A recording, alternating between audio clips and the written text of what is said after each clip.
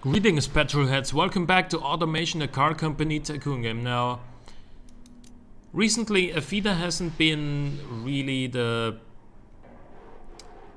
brand with the most exotic designs. We had a very conservative design approach, starting from the mid to late 80s over to the most recent car that we did, the UL4.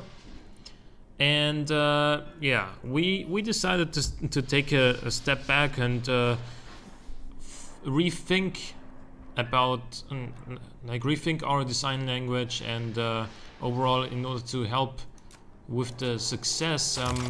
In 2000, Athena has been bought by Austrian company AMW, which has been my first ever company that I launched. Well, not the first virtual company, but the first you see on my channel, and my main quote unquote virtual company still, and help with the technical bits and everything.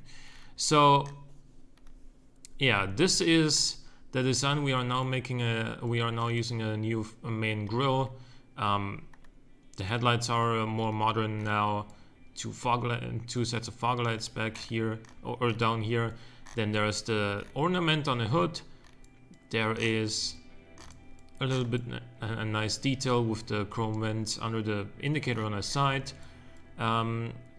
There's a new rear end with these light fixtures and a crown on the top, because why not? SL7. We have the Athena riding on the back again. We have quad exhaust with braking lights.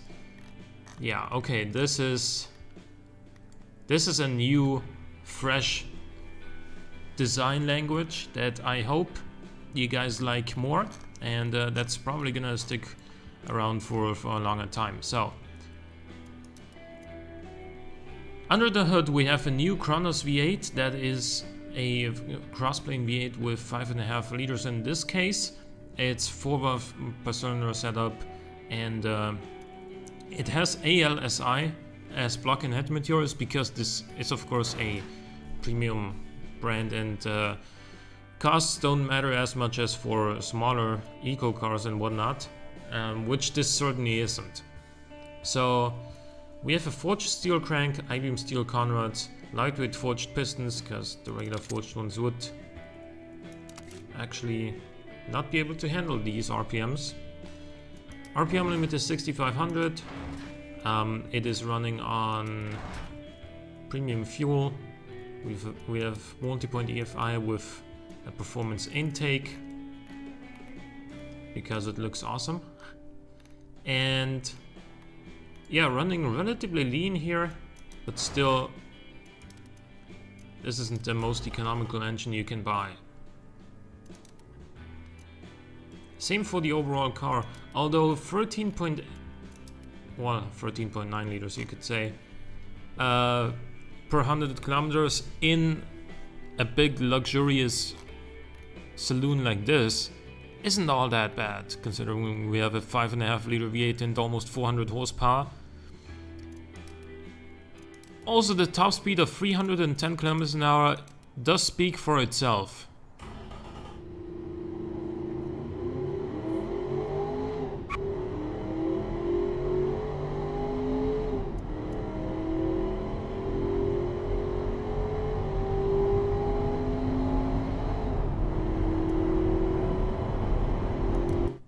With this one, we're sort of going back to the roots and realizing that Athena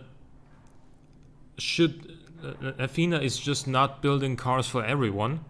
And like, what is with those 4-cylinder hatchbacks that we used to build? Like, that doesn't make sense for a brand like Athena, and also like offering smaller eco variants of our cars. It doesn't make sense for this brand with how small it is. And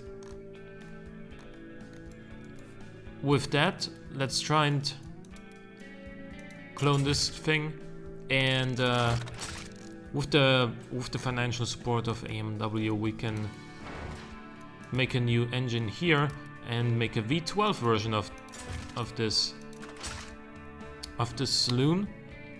It's gonna be a 6.5 liter.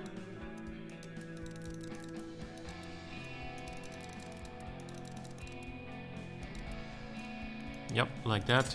4 bars per cylinder. What a way of celebrating the new millennium as well. I-beam titanium conrods, lightweight forged pistons.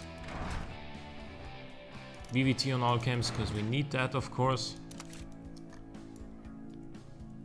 You know what, let's make it turbocharged. And that is not only for power, it is also for efficiency, just trying to show what is possible. To have this as sort of a technological achievement, rather than a pure performance car.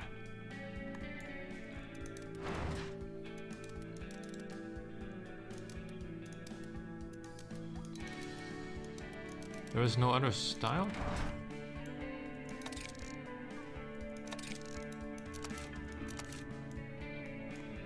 Okay. Let's use this. Maybe now we can change the color of the lid. No, we can't. Okay, well, whatever. Let's go up to 6,300 RPM for now.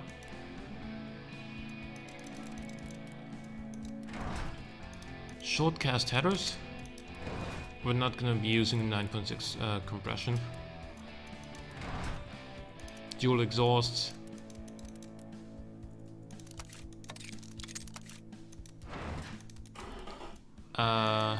Okay. Need a lot higher turbine size, a lot bigger turbine, and a lot more AR ratio is what we need as well.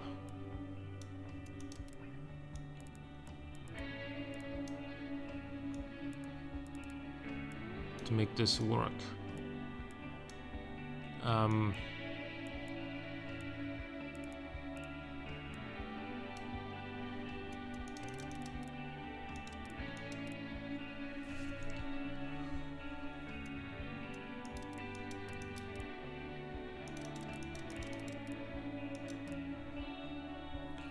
Now this is 503 horsepower, but I'm not sure I like this torque curve.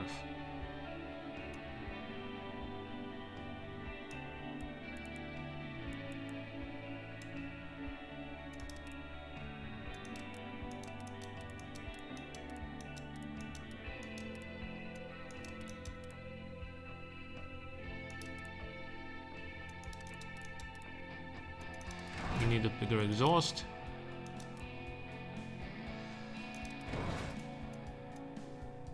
I'm gonna go with higher ignition timing rather than compression, because this will make a throttle response sharper as well. 540 horsepower. That's a lot of power.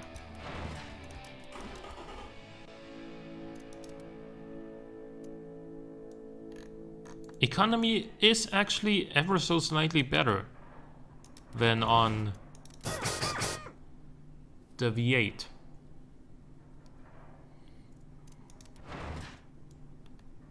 Now it isn't. And of course, once we add more cooling, it's no longer better as well.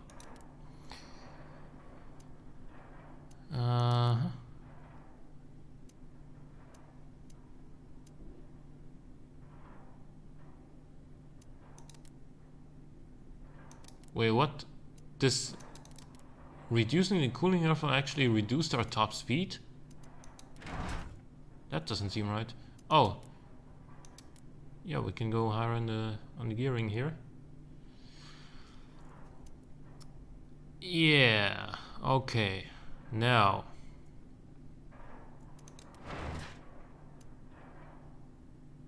we have a lot of wheel spin.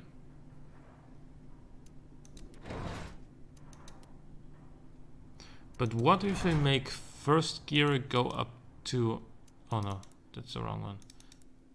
Go up to 100 kilometers an hour. Then we have less wheel spin, better acceleration time, but we use a lot of fuel. Admittedly, I said that fuel economy isn't a priority anymore. But still, it was kind of nice when the V12 used less fuel than the V8.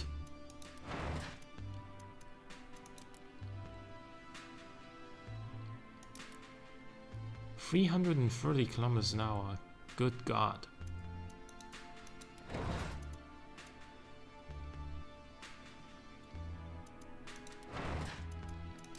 And just for good measure, let's put on some magnesium rims.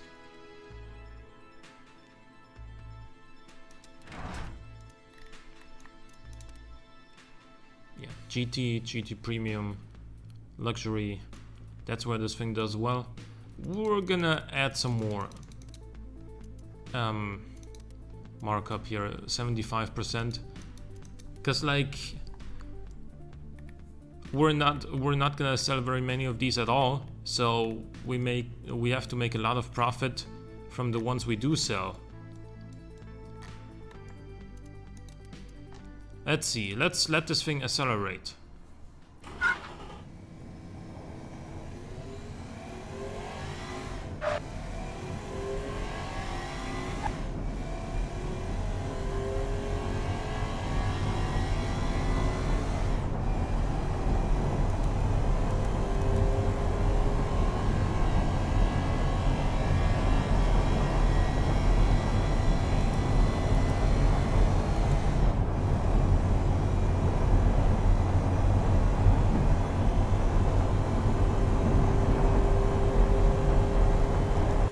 Yeah, once it goes, it flies.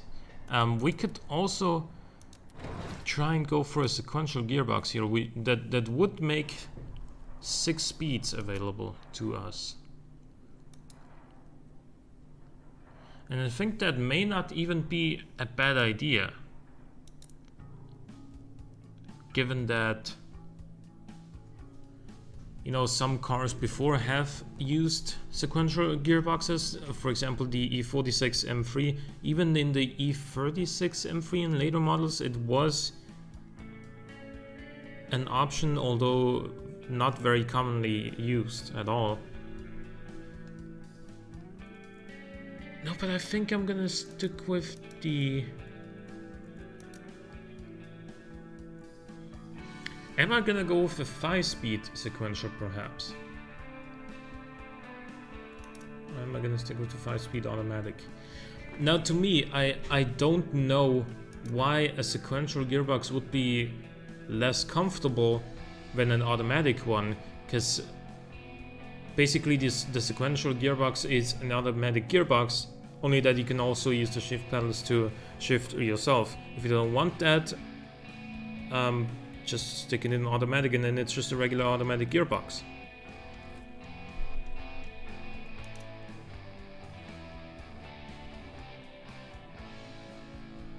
The sequential uses so much less fuel.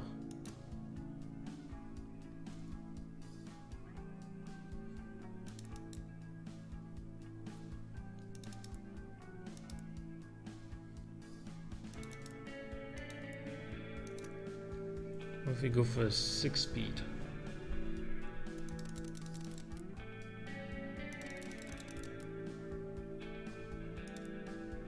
It uses so much more fuel.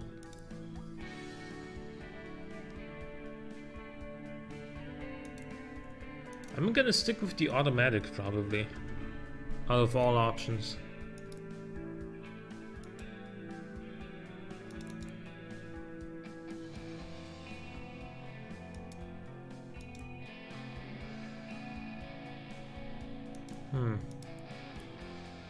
But what gearing do I want? I really don't know, like... I guess I'm gonna keep it the way I had it.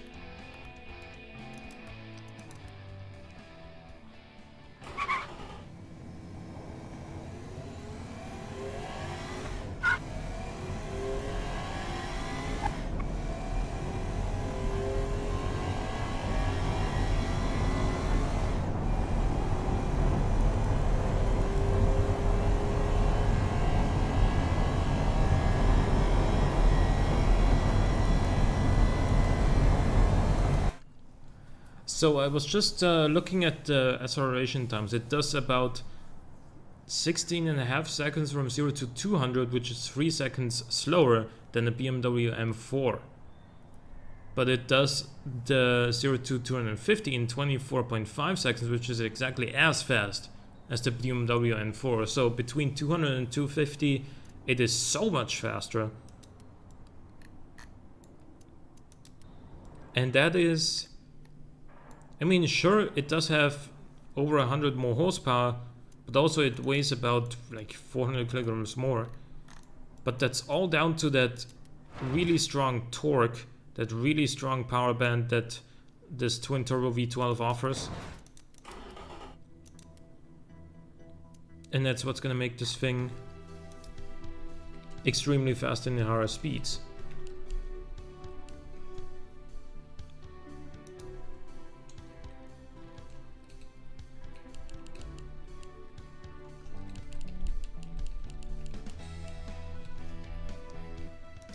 And that's gonna be the 6.5T with 540 horsepower. Awesome. So yeah, that's this one. Hope you guys enjoyed this episode of Automation. Leave a like or a comment if you did. Thank you for watching. I'll see you next time.